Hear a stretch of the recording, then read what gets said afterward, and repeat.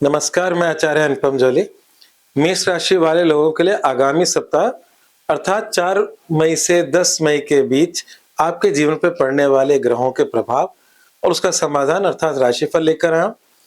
शुरू करते हैं ग्रहों के क्या-क्या परिवर्तन इस हफ्ते हो रहे हैं, उससे आपके जीवन में क्या प्रभाव पड़ने वाले हैं। तो जहां तक चंद्रमा को छोड़ के बाकी ग्रह हैं, वो यहीं इन्हीं राशियों में रहने वाले हैं और अगले हफ्ते कई ग्रहों के परिवर्तन होंगे। पर जो चंद्रमा है, जो निरंतर सबसे ज्यादा तेज चलता है, तो वो वृश्चिक राशि से लेकर कुंभ राशि तक परिवर्तित होगा। और जब वृश्चिक राशि में होगा तो इसलिए हम ये कह सकते हैं कि सप्ताह के शुरुआती 2 दिन थोड़ी सी चिंताओं वाले हैं। इस समय कोई बड़ा जोखिम ना लें, किसी प्रकार का निवेश इत्यादि में अगर 2 दिन आप बच सके तो अच्छी बात है। 2 दिन भी क्या, 1.5 दिन कह सकते हैं। 4 मई से 5 मई को 12:55 तक ये वृश्चिक राशि में रहेगा। उसके उपरांत धनु राशि में आ जाएगा चंद्रमा और चंद्रमा का जो गमन है 9, 10 और 11, इसमें क्रमशः आपका जो सप्ताह का अंतिम समय है, सप्ताह के 2 दिन के उपरांत वो क्रमशः विकास करेंगे, उन्नति करेंगे, आपके पक्ष के रहेंगे। बाकी ग्रहों की अगर हम बात कर लें तो शनि और मंगल आपकी राशि से 12वें हैं। 12वां शनि की साढ़े सती का निर्माण कर रहा है और साढ़े सती की वजह से थोड़ी बहुत मानसिक चिंताएं रह सकती हैं। और 12वां शनि क्योंकि वाणी भाव को देख रहा है, वाणी भाव में इस समय शुक्र है, शुक्र जो कि बहुत ही अच्छे हैं, पर ये शुक्र तो समय के अनुसार बदलते रहेंगे। शनि एक राशि में 2.5 साल रहता है, तो थोड़ा सा शनि की दृष्टि की वजह से अभी तो समय ठीक चल रहा है, पर अदरवाइज जो आपकी वाणी का हिसाब किताब है उसमें थोड़ा सा संयम बरतें। शनि कम बुलवाता है परंतु बहुत ही स्ट्रेट बुलवाता है, कभी कभी ऐसी बात करवाता है कि सामने वाले को चुभ जाती है। शुक्र बहुत मीठा है, बहुत ही क्रिएटिव है, तो अभी तो सही है, पर जो ओवरऑल शनि की सरस्वती का प्रभाव है वो आपकी वाणी की वजह से संबंधों में खटास, पारिवारिक संबंधों में खटास, तो कभी कभी हमें लगता है कि शनि की सरस्वती इसलिए सब कुछ बिगड़ रहा है, परंतु शनि की सरस्वती के अंदर हमारे भी जीवन में भी कुछ परिवर्तन आते हैं और जब हमारे व्यवहार में गड़बड़ी होती है तो उससे आसपास का वातावरण भी बिगड़ता है। अगर हम उस पर कंट्रोल कर लें तो बहुत हद तक इन ग्रहों के परिणामों को सुरक्षित कर सकते हैं, ठीक कर सकते हैं। दूसरा देखें, जो राशि स्वामी मंगल है, वो मंगल आपकी राशि से 12वें में है और शनि के साथ है। शनि के साथ मंगल सहज नहीं होते, थोड़ा कष्ट की स्थिति रखती रहती है और गोचर में राशि से 12वां ग्रह भी कष्ट का ही होता है। तो यहां अगर हम बात करें इस मंगल की तो और आपकी राशि की, तो राशि में अगर हम इन दोनों को मिलाकर आपकी सोच और स्वास्थ्य की बात करें तो स्वास्थ्य में मंगल के 12वें रहने से और शनि के साथ रहने से थोड़ी बहुत दिक्कतें रह सकती हैं।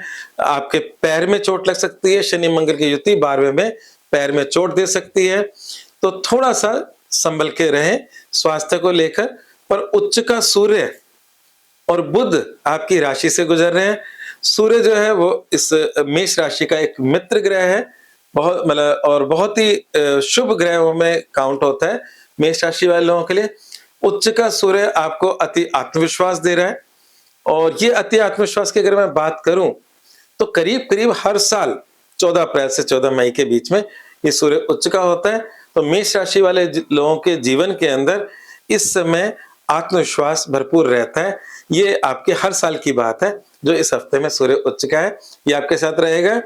पर क्योंकि बुध भी सूर्य के साथ है तो इसलिए रोग, ऋण और रिपु, बीमारी, उधारी, शत्रुता, कोर्ट कचहरी, ऐसी बातों की चिंताएं बनी रह सकती है। तो इस राशिफल के अंदर, इस हफ्ते के अंदर इस बुध की राशि में उपस्थिति की वजह से इस प्रकार की चिंताएं रह सकती हैं। कई बार हमारी समस्या तो होती है, उसका समाधान भी होता है, पर हम अपने मन में उन चिंताओं को घुमाते रहते हैं। तो ये वही समय चल रहा है जिस समय इनमें से कोई विषय आपकी चिंता का मुख्य कारण बन सकता है। तो स्वास्थ्य में मानसिक भी स्वास्थ्य है, शारीरिक स्वास्थ्य है ना, तो कहते हैं माइंड, बॉडी और सोल। तो उसमें आत्मा का कारक सूर्य मजबूत है, आत्मविश्वास का कारक सूर्य मजबूत है। बस उसी की शक्ति से बाकी सब चीजों पे आप काबू पा सकते हैं, स्ट्रॉन्ग बन सकते हैं। बाकी थोड़ा बहुत स्वास्थ्य को लेके चिंताएं और परेशानी रह सकती है। उच्च का सूर्य उसमें से निकलने में आपकी मदद करेगा। उच्च का सूर्य आपकी इम्यूनिटी पावर को स्ट्रॉन्ग करेगा और उसके साथ-साथ इन सब समस्याओं से आपका मनोबल आपको बचाएगा। अब बात करते हैं जीवन के दूसरे पहलू, जो हमारे जीवन में जैसे पहला सुख निरोगी काया होता है, तो उसके बाद आपका रोजी-रोटी शायद मेरे ख्याल से आज के डेट में सबसे बड़ा एक कारण रहता होगा। तो हमारा करियर और पैसा, इस पे चर्चा सब लोग जानना चाहते हैं आज की डेट में। तो बात करते हैं उससे संदर्भ में। तो उसके संदर्भ में एक बात हम देखते हैं कि मेष राशि वाले लोगों के 11वें स्थान से राहु गुजर रहा है और ये राहु एक राशि में 1.5 साल रहता है। इसका जो समय है, समाप्ति है, वो दिसंबर 2026 में होगी। तो राहु अगर 11वीं राशि में है तो वो धन के आवक की व्यवस्था बनाए रखता है और राहु मैनिपुलेशन से भी कभी-कभी धन देता है। तो कहने का मतलब ये है, कोई ना कोई इनकम का सोर्स आपके जीवन में राहु की वजह से बना रहेगा। बाकी हम करियर की दूसरी बातें करें तो उसमें अगर हम देखें, वित्त की बात करें, तो इस समय शुक्र धन भाव में बैठा है, स्वग्रही होकर बैठा है और स्वग्रही शुक्र धन भाव में, जिसको थोड़ी देर पहले मैंने वाणी से भी जोड़ा था, और शनि की दृष्टि है। शनि की यहाँ एक तरह से मित्र दृष्टि है, पर शनि की दृष्टि थोड़ी अड़चने देती है। तो अड़चनों के बावजूद भी जब तक शुक्र यहाँ है तो आप अपने जीवन में फिक्स एसेट डेवलप कर सकते हो, बैंक बैलेंस बढ़ा सकते हो। चाहे आप कंजूसी से बढ़ाएं, परंतु आप बढ़ा सकते हो। कंजूसी का मतलब खर्चों में कटौती करके। तो आपका जो 12वें घर में शनि है वो थोड़ा सा इंसान को कंजूस बना देता है और मंगल उसमें उलझाता है। कुछ खर्चे तो करने ही पड़ते हैं, जरूरी है। तो मंगल का मतलब आपका राशि स्वामी खर्चे के भाव में है। तो धन का आवक इस समय पे जो भी है, पर आप उसको थोड़ा संजो सकोगे जब तक शुक्र है। आपके जीवन में आर्थिक स्थिति में कुछ हद तक बढ़ोतरी होने के पूरे चांस है। अब बात करते हैं नौकरी और करियर की।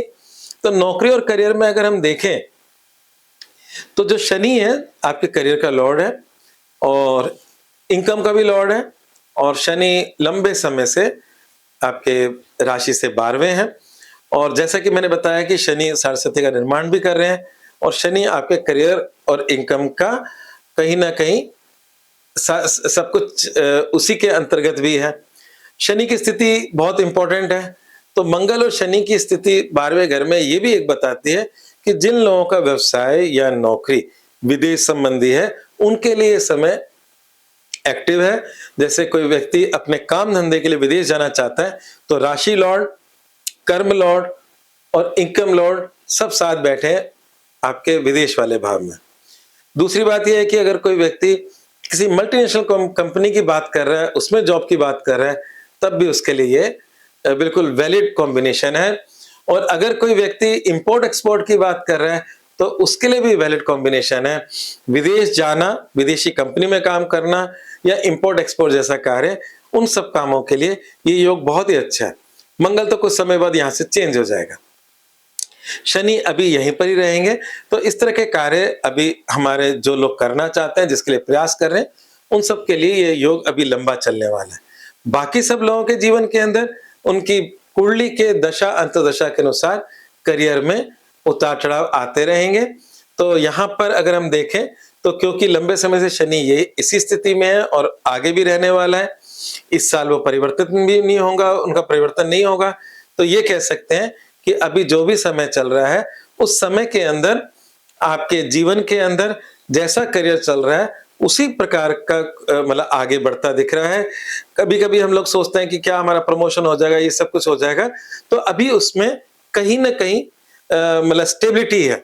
आप जो भी कुछ पहले से करते आ रहे हो वो कार्य स्टेबल है, ना कुछ नेगेटिव योग बन रहा है ना पॉजिटिव योग बन रहा है।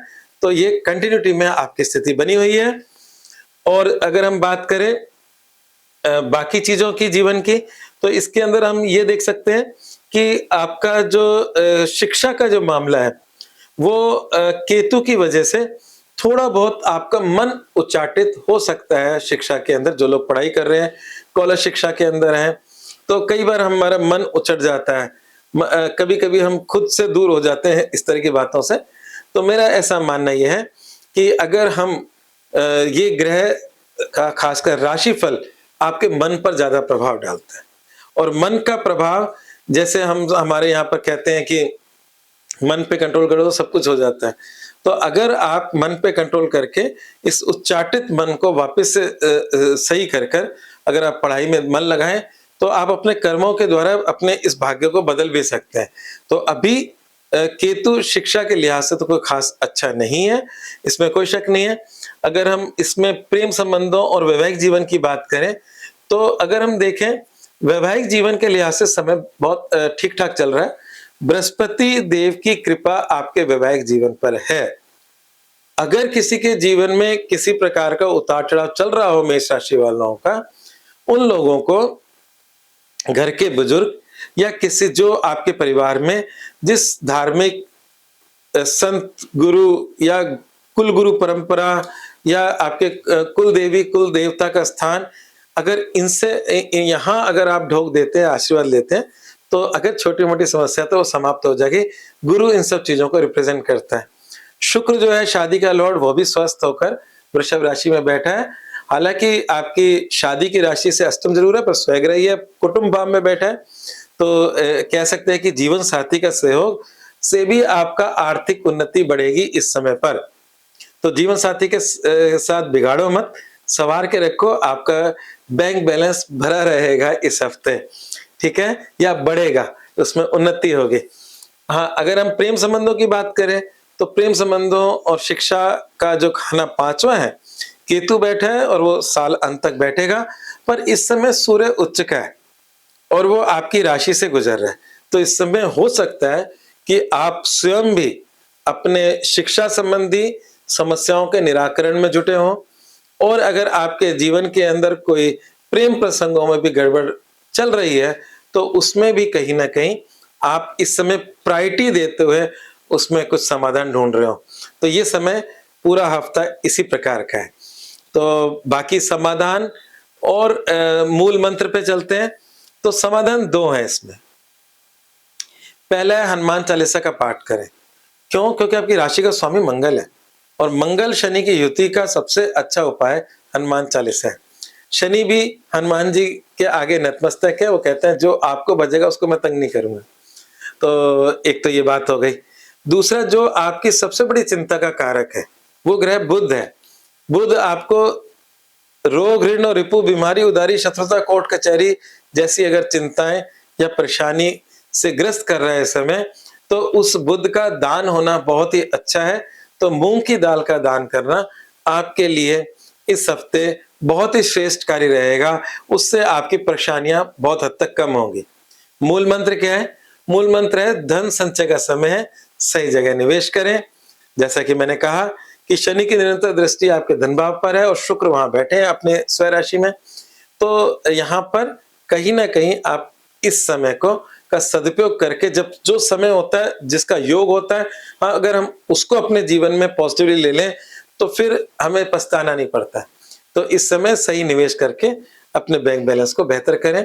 जैसा कि कुछ लोग सोने चांदी में निवेश करते हैं, कुछ लोग शेयर्स में निवेश करते हैं, परंतु सोच समझ कर ये कुछ करें जो आपके जीवन के अंदर लाभकारी साबित हो। आज बस इतना ही। धन्यवाद।